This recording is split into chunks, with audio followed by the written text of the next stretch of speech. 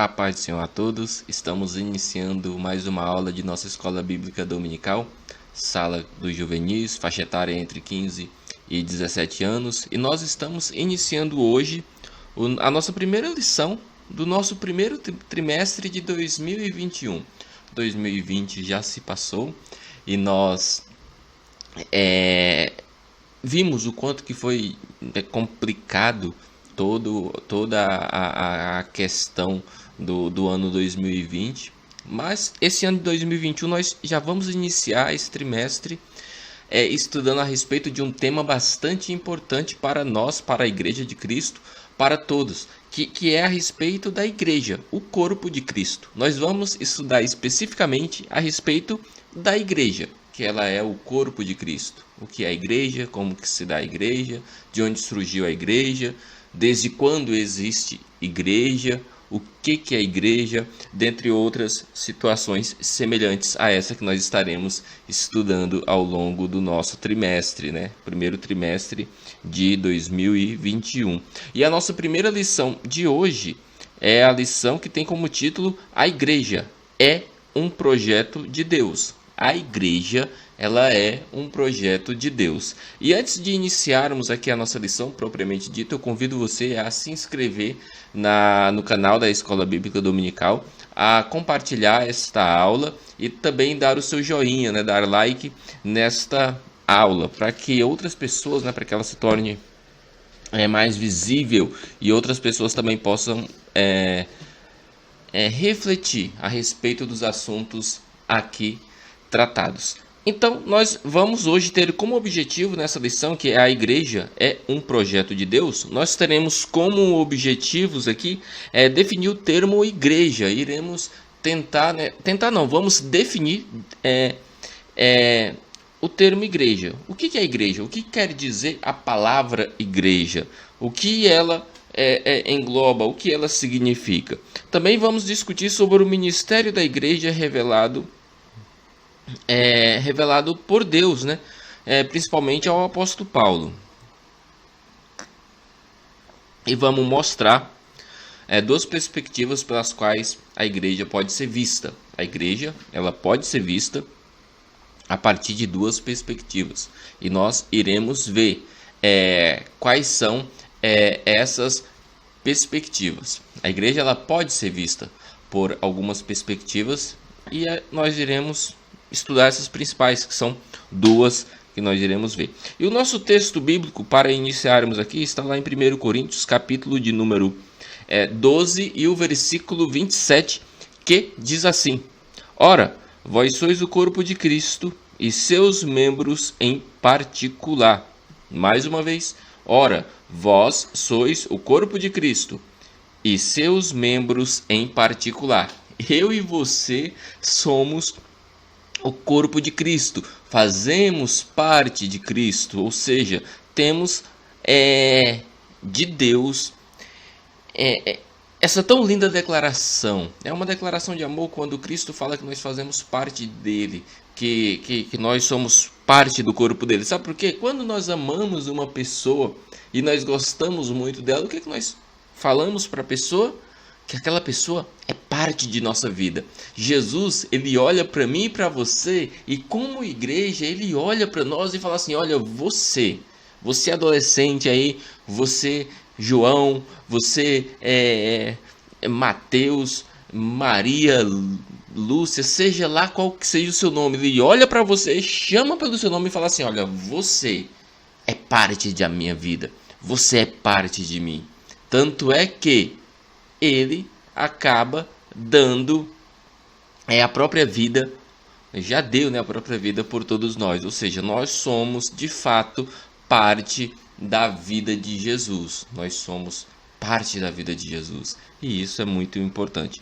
A nossa leitura bíblica em classe está em Efésios capítulo 3, do versículo 1 até o versículo 12, que diz assim: Por esta causa eu, Paulo, sou o prisioneiro de Jesus Cristo por vós, os gentios. Ou seja, os gentios são todas as pessoas que não fazem parte da nação de Israel, que não são israelitas. Se é que tendes ouvido a dispensação da graça de Deus, que para convosco me foi dada, como me foi esse ministério manifestado pela revelação, como acima pouco vos escrevi. Pelo que quando ledes, podeis perceber a minha compreensão do ministério de Cristo, o qual, noutros séculos, não foi manifestado aos filhos dos homens, como agora tem sido revelado pelo Espírito Santo aos seus santos, apóstolos e profetas. A saber, que os gentios são co-herdeiro. Olha o que antes não tinha sido revelado e agora está sendo revelado. Que os gentios, ou seja, as pessoas que não são israelitas, elas são co-herdeira, ou seja, elas serão herdeiras também, juntamente com os israelitas, e de um mesmo corpo e participante da promessa em Cristo pelo Evangelho. Que coisa linda, eu e você, mesmo sem ser israelita, sendo gentios por não fazer parte da nação de Israel, nós agora fazemos parte do povo de Deus, somos agora parte do Israel espiritual de Deus, no qual fui feito ministro pelo dom da graça de Deus, que me foi dado, segundo a operação do seu poder. A mim, o mínimo de todos os santos. Olha como o apóstolo Paulo é humilde aqui. Me foi dado esta graça de anunciar entre os gentios, por meio do evangelho, as riquezas incompreensíveis de Cristo. Ou seja, o apóstolo Paulo aqui ele está sendo incumbido de ser o anunciador, o pregador dos gentios. Ou seja, ele é um missionário que vai pregar para as pessoas que não acreditam em Deus e que talvez nem conhecem Deus. Ele foi designado para isso. Você, será que foi? Eu, será que fui? Será que é isso o ministério que Deus tem em nossa vida? É um ministério muito importante, muito glorioso de ser exercido, mas exige muita dedicação nossa para o Evangelho de Cristo. Vamos lá. E demonstrar a todos qual seja a dispensação do ministério que desde os séculos esteve oculto em Deus, que tudo criou. Para que agora, versículo 10, pela igreja, a multiforme sabedoria de Deus seja conhecida dos principados e potestades nos céus. Ou seja, agora todos os poderes espirituais vão conhecer de fato o poder de Deus, esse poder salvífico de Deus. Segundo o eterno propósito que fez em Cristo Jesus, nosso Senhor. Segundo o eterno propósito. Ou seja, a salvação lá na cruz, eu estou dando várias pinceladas aqui baseado nesse texto, mas nós vamos estudar a respeito da igreja especificamente.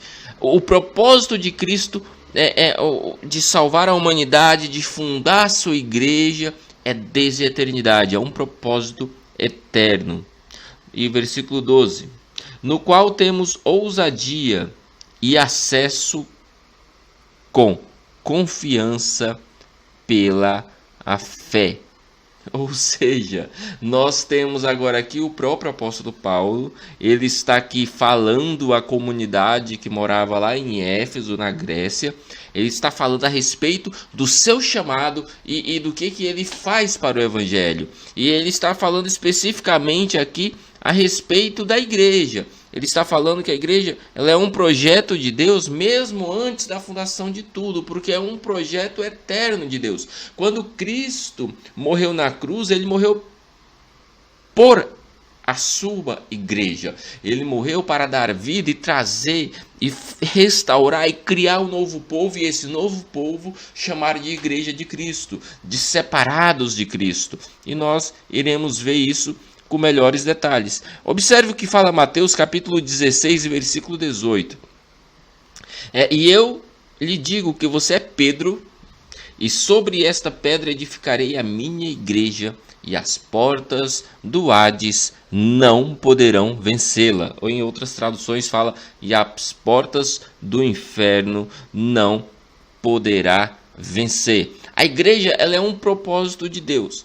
E através das escrituras, nós percebemos o quanto que nós somos privilegiados em fazermos parte dessa igreja. Se fazemos parte da igreja, nós fazemos parte do projeto de Deus. Ou seja, mesmo antes de Deus ter um projeto na sua vida, Ele já tinha um projeto da igreja, e essa igreja já estava no coração de Deus, e você consequentemente já fazia parte desse projeto, porque Deus sabia de todas as coisas e Ele sabe todas as coisas. Então eu e você somos parte do projeto de Deus, ou fazemos parte, não somos parte, mas fazemos parte do projeto de Deus, pois estamos na igreja de Deus. Nós aceitamos a Jesus e agora participamos das promessas de Deus, do que Deus já havia preparado desde sempre. Mas vamos aqui à grande questão. Mas o que é de fato igreja? O que é igreja? O termo específico da palavra, sem considerar, né, no caso, a nossa vida cristã e o que a Bíblia aponta para isso, apenas a palavra em si, ela significa que é uma assembleia. São ajuntamentos de pessoas com o mesmo propósito e o mesmo propósito religioso, digamos assim, trazendo para a nossa vida, para a vida cristã, pensando na igreja de Cristo, é uma assembleia formada de cristãos que integram o corpo de Cristo. A igreja, ela é uma assembleia de cristãos que integram o corpo de Cristo. Ou seja, eu falei que você e eu nós somos parte, ou fazemos parte da igreja de Cristo, então nós somos parte do corpo de Cristo. Nós lemos anteriormente que Cristo nos considera como parte do seu corpo, ou seja, nós somos parte da igreja e nós fazemos parte do projeto de Deus. Nós mesmos sendo tão pecadores, tão indignos, tão tendenciosos para o mal, mesmo assim Deus nos coloca em um local de destaque em sua presença, fazendo parte do seu próprio corpo. Isso é amor. Isso é um Deus maravilhoso, que em meio a tanta desgraça que nós temos visto ultimamente, em meio a tantas perdas que têm acontecido, nós temos um Deus amoroso, que olha para mim e para você e nos ama, sem esperar nada em troca, que nos ama sem aguardar um retorno. Só que eu e você, por sermos minimamente inteligentes, por entender que esse Jesus, que esse Deus nos ama, nós temos que nos dedicar e ter uma vida piedosa e fiel a Ele. Louvado seja o nome do Senhor.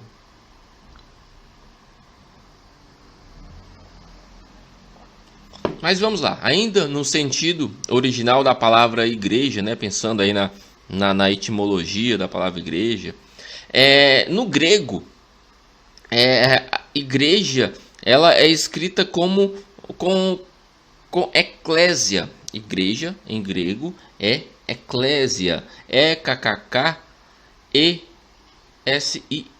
na sua letrando aí a palavra eclésia, que significa grupo chamado para fora. Igreja em grego significa grupo chamado para fora, e foi a maneira como eles se reportavam na fundação da igreja, na igreja primitiva, né, nos primórdios dos nossos cristãos.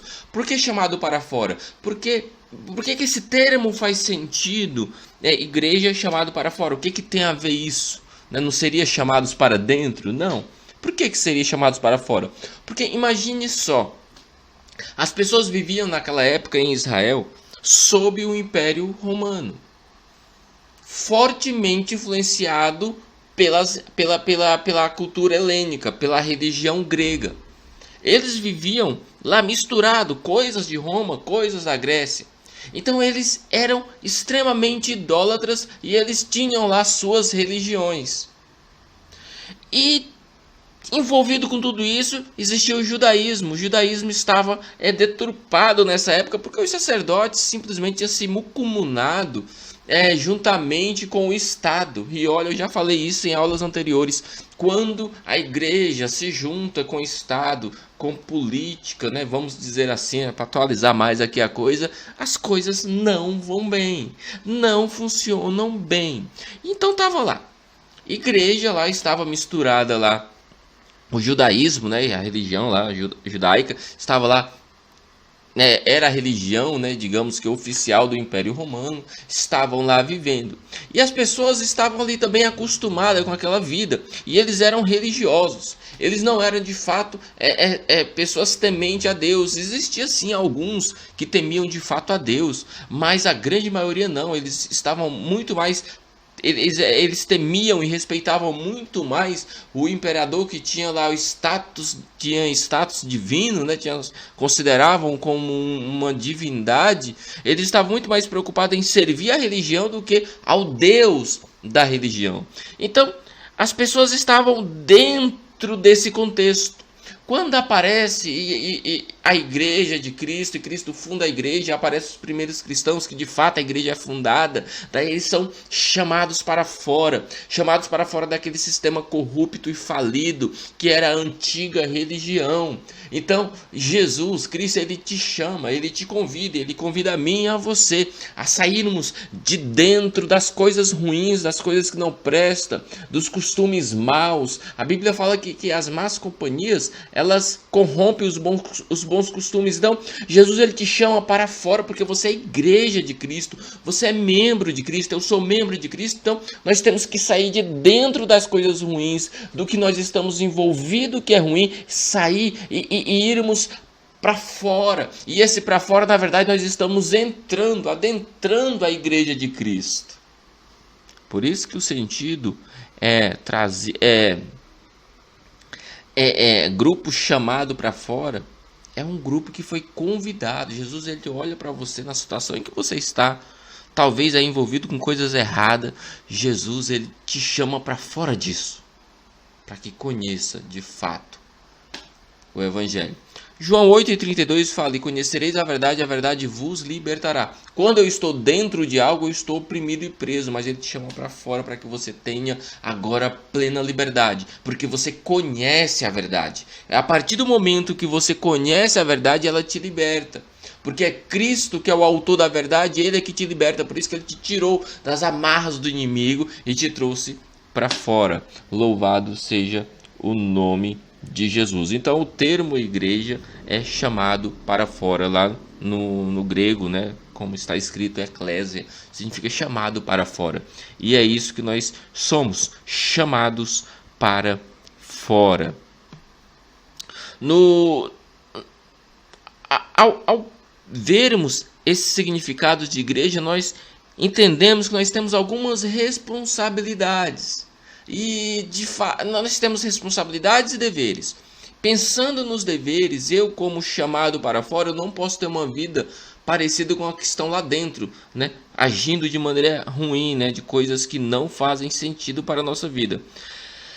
Então, se você é um chamado para fora das coisas ruins, das coisas erradas, para fora você saiu das amarras do inimigo, das cadeias espirituais do inimigo, então agora você tem que ter uma vida semelhante à vida de Cristo, porque você é parte do corpo de Cristo. Você está vendo minha mão?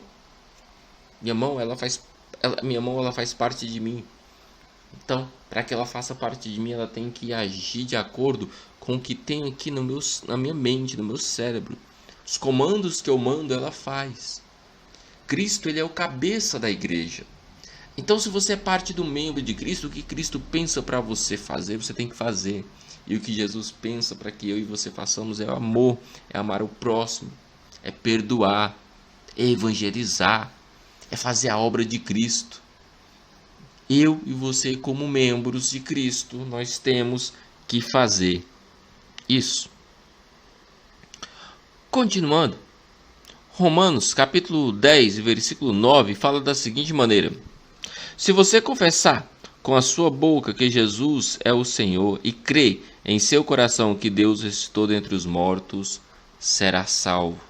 Quando eu leio esse texto, eu logo entendo que se eu já confessei Jesus, eu sou salvo. Se eu sou salvo, aqui eu estou tendo uma garantia que eu sou parte da igreja de Cristo. Você e eu somos parte da igreja de Cristo. No Novo Testamento aplica-se assembleia formada de pessoas nascidas de novo, o termo igreja. No Novo Testamento tem a ver agora igreja, que são chamados para fora, mas são as pessoas que foram chamadas para fora e convidadas a nascerem de novo, nascer de novo, ou seja, quem nasce está dentro de algo e saiu, foi para fora. Ou seja, você nasceu novamente, você saiu e agora você está juntamente com o povo que professa e é testemunha de Cristo. Esse texto de Romanos 10, 9, ele é especialmente... ele tem um significado especial para mim, muito especial, por sinal, porque apenas um testemunho bem rápido. Eu aceitei Jesus no dia 10 de abril de 1998, isso aí oficialmente, né, em nenhuma igreja, em um culto que era uma cruzada, uma campanha evangelística, eu aceitei Jesus nessa data. Só que antes disso, eu estava lendo a Bíblia em uma praça, lendo aquele Novo Testamento pequenininho, dos Gideões Internacionais, né, que vem o Novo Testamento, os Salmos e Provérbios. Eu estava lendo um daqueles e eu li essa passagem em Romanos, que se com a tua boca confessares, você será salvo. E a partir desse momento, eu disse que queria ser salvo. Então, esse texto ele é bem especial para mim. A partir desse momento, eu entendi que eu precisava fazer parte do povo de Deus, da Igreja de Cristo. 1 Coríntios 12, 27 fala: ora, vós sois o corpo de Cristo e seus membros em particular. Ou seja, eu e você somos o corpo de Cristo. Fazemos parte da Igreja de Cristo.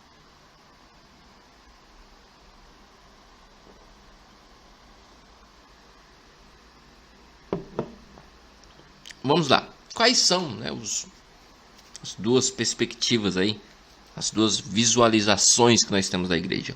O ministério da unidade da igreja, ela é revelada ao apóstolo Paulo a partir de duas verdades. O ministério da igreja, ele é revelado para o apóstolo Paulo a partir de duas, ou apresentando-se a partir de duas verdades. A igreja, a primeira, a igreja ela é formada pela união de todos os povos. Cristo revelou a Paulo que a igreja ela é a reunião de todas as pessoas. Porque antigamente a igreja, o que eles pensavam? O que o judaísmo antigo pensava? Que a igreja era apenas Cristo. Né? Talvez eles não tinham o termo igreja, claro, mas o povo de Deus, vamos falar assim, quando eu falo igreja, eu falo povo de Deus, era apenas o povo judeu. Os que tinham recebido a circuncisão, ou seja, aqueles religiosos. Apenas eles eram igreja. Mas Deus revela a Paulo que a igreja, ela não é somente os judeus, mas que ela é formada pela união de todos os povos, todas as pessoas que aceitarem Jesus, independente de sua nacionalidade, essa pessoa, ela faz parte da igreja. Então, Paulo mostra que Deus foi gracioso para com os gentios, dando-lhe o direito de serem coerdeiros da salvação. Paulo demonstra o grande amor de Jesus com todas as nações. Observe que o povo de Deus, o povo de Israel, era o povo que conhecia a Deus. Era o povo que tinha tido as experiências, né? Desde lá, né, grandes experiências, como desde lá da saída lá do Egito, da travessia do Mar Vermelho, das pragas que aconteceram lá no livro de Gênesis e de tudo que aconteceu, as batalhas que aconteceram com Josué liderando o povo, com Moisés, Abraão. Irmãos, isso demonstra, meus queridos, isso demonstra que o povo de Israel conhecia a Deus, só que tinha povos que não conheciam a Deus.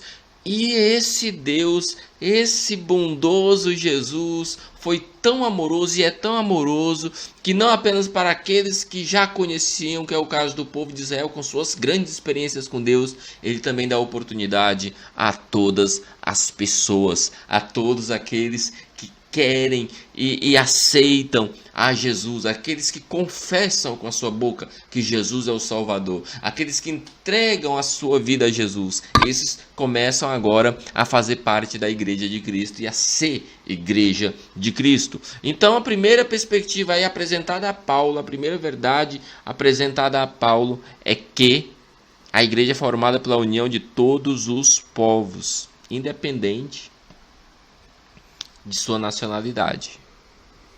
É o ministério da unidade da igreja que foi revelada a Paulo a partir dessas verdades, né? dessas duas verdades, e nós estamos aqui na verdade de número 1.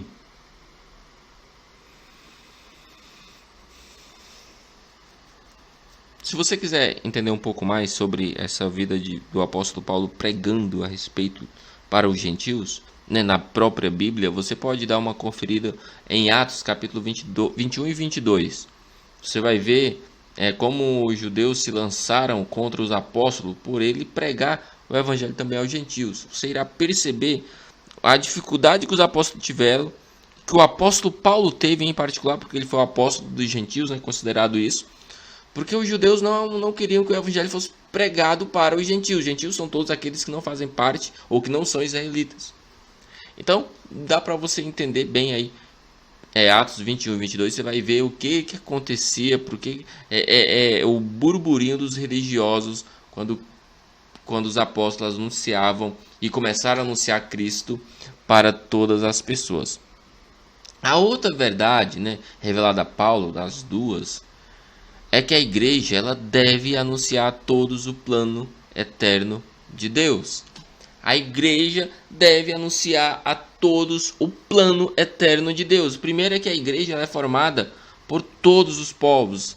E segundo, a outra verdade anunciada a Paulo, outro ministério da igreja anunciado a Paulo, é que a igreja deve anunciar a todos o plano eterno de Deus. Ou seja, a igreja ela tem que ser a vitrine do reino dos céus. Se isso não está acontecendo, meu irmão, infelizmente a igreja é institucional, não é espiritual, é institucional, ela realmente tem vacilado muito. Tem acontecido muitos escândalos, mas a igreja invisível, que será assunto de próxima aula, essa sim tem que ser uma vitrine para quem olhar e ver o reflexo de Cristo. Você não é parte do corpo de Cristo, eu não sou parte do corpo de Cristo, eu não sou os membros de Cristo em particular. Então as pessoas que olharem para mim, elas precisam enxergar Cristo, elas precisam ver Cristo na minha vida. E se elas enxergarem Cristo na minha vida, o que vai acontecer comigo é que eu serei um anunciante do Evangelho.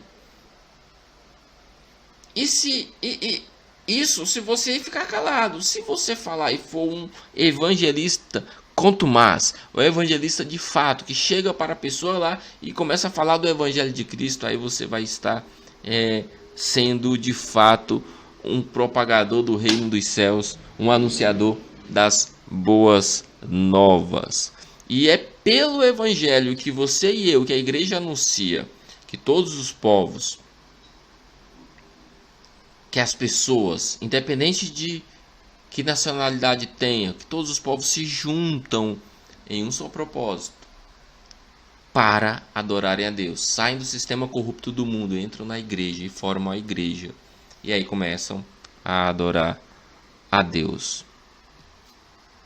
O apóstolo Paulo, ele mostra que foi dado a responsabilidade de anunciar aos gentios as insondáveis riquezas de Cristo. O apóstolo Paulo era o incumbido de anunciar aos gentios, ao povo não israelita, a salvação de Cristo.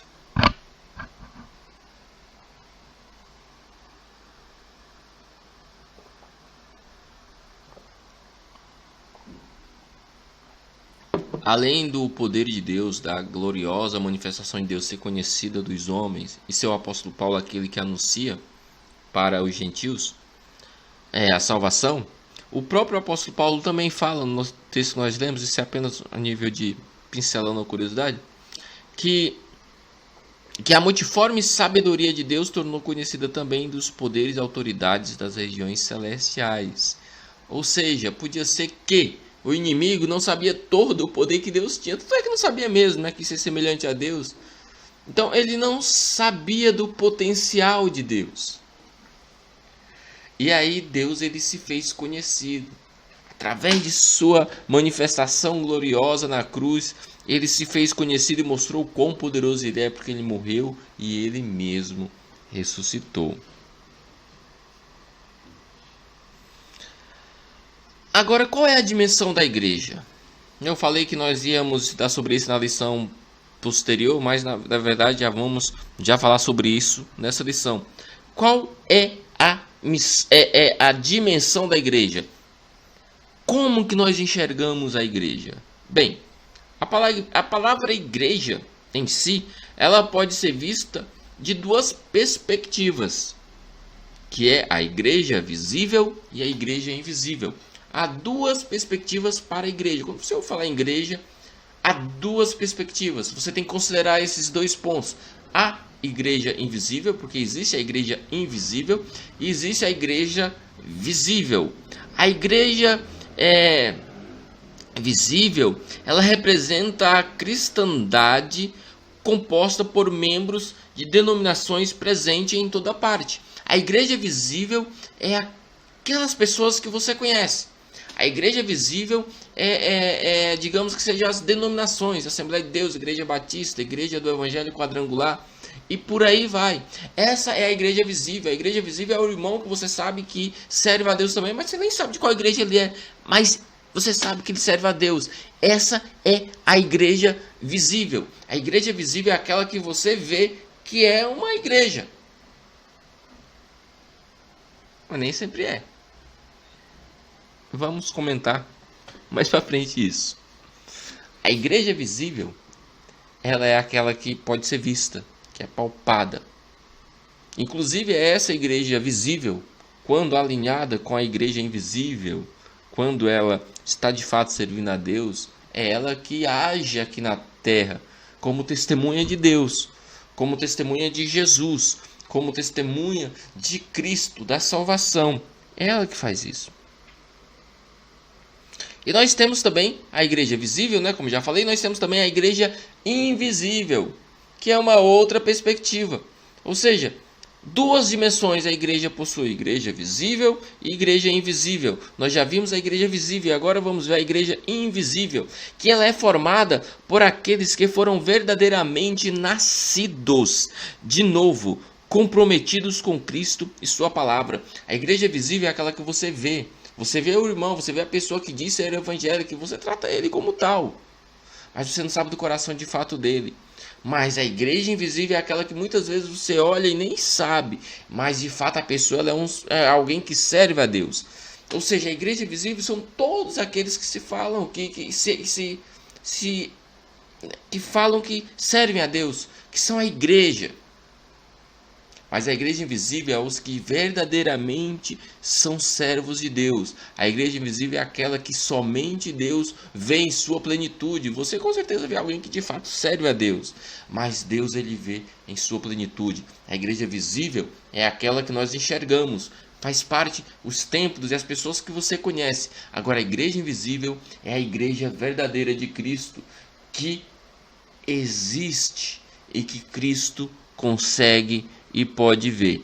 A igreja invisível é a igreja composta por todos os salvos de todas as épocas, que sejam do mundo antigo, que seja de tempo presente.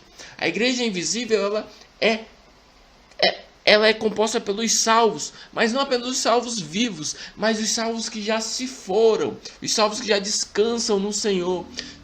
Todos aqueles que foram salvos de fato, que já morreram ou que estão vivos, esses fazem parte e são a igreja invisível.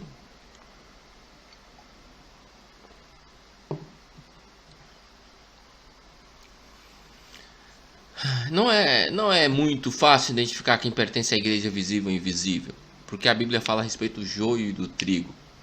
Os dois são parecidos, são semelhantes.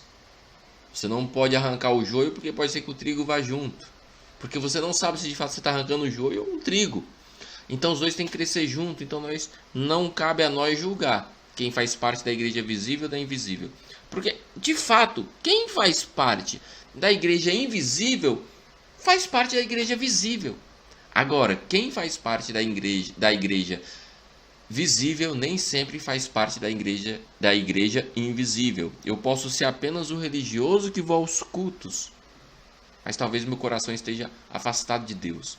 Eu faço parte da igreja visível. As pessoas me veem indo para a igreja, então falam: esse daí é evangélico, esse aí é cristão, porque eu mesmo denomino cristão, mas meu coração pode estar afastado de Deus. Agora, quando eu faço parte da igreja invisível, eu sirvo a Deus de verdade, e as pessoas olham: nossa, esse moço aí é de Deus, porque esse daí tem uma vida diferente. Então, nem sempre quem faz parte da igreja visível está na invisível, mas todos aqueles que estão na igreja invisível acabam estando na igreja visível, porque pelo fruto conhecereis as árvores. Quem é da igreja invisível frutifica. E aí você percebe, o fruto, ele é algo que chama atenção. Você vê uma árvore, beleza, mas se você vai ver uma árvore cheia de frutos, cheia de flores, você fala, nossa, essa árvore tá tão bonita. Então, seja parte da igreja invisível. Não se preocupe tanto com a visível, porque se você estiver e for parte da igreja invisível, você será igreja visível também. O contrário, nem sempre. O contrário, nem sempre. O apóstolo Paulo foi chamado para pregar para os gentios. Graças à misericórdia de Deus, graças à bondade de Deus, o apóstolo Paulo foi usado para evangelizar os povos, e hoje eu e você estamos aqui, que não somos israelitas. Estamos no Brasil, Oriente, Ocidente, do outro lado do mundo, eles estão lá no Oriente. E o evangelho chegou até nós. O evangelho chegou até nós, atravessou o mundo, chegou até nós por amor e misericórdia. Então, seja feliz. Abra o seu coração para Cristo e deixe Cristo agir em sua vida, porque você faz parte da igreja de Jesus. Você faz parte desse grande privilégio. Vamos aqui para as perguntas desta aula. A primeira pergunta, para que você reflita durante esta semana, é a seguinte: qual o significado da palavra grega eclésia? Nós falamos sobre isso. 2. Qual o ministério que esteve oculto e foi revelado a Paulo? O que estava encoberto? O que antes não era revelado e depois foi revelado a Paulo? 3. De que forma é revelada a multiforme sabedoria de Deus? Como que ela é manifesta? Quem manifesta ela? Quem propaga ela? Quem são os integrantes da igreja invisível? Falamos bastante disso agora, né? Todos aqueles que fazem parte da igreja visível são também integrantes da igreja invisível? Justifica a sua resposta. É um pouco mais pessoal essa resposta. Então, meus irmãos, meus queridos adolescentes, povo de Deus, espero que você tenha aproveitado bem esta aula e reflita sobre tudo que nós estudamos e refletimos e falamos aqui. Que Cristo te abençoe, que sua semana seja abençoada, que a graça de Deus seja uma sistemática constante na sua vida e que você tenha um excelente dia. Que Deus te abençoe, excelente semana, excelente ano de 2021. Vamos confiar que Deus irá agir. E usando a ciência ou não, esse vírus aí que está no mundo vai ser aplacado e a nossa vida voltará ao normal. Vamos orar a Deus para que o nosso ano de 2021 seja um ano maravilhoso. Que Deus em Cristo te abençoe e até a próxima aula, se assim Deus permitir. Amém.